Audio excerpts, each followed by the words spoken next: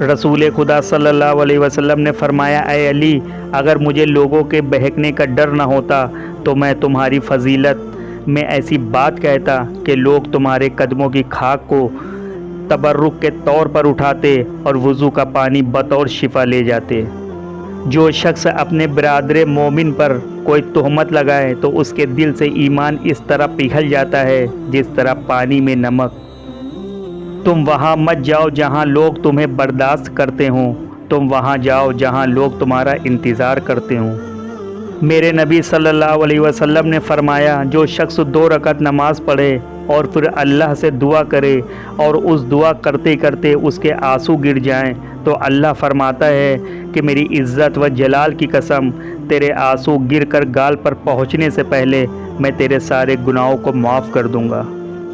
میرے نبی محمد صلی اللہ علیہ وسلم کو اللہ نے بیٹے دے کر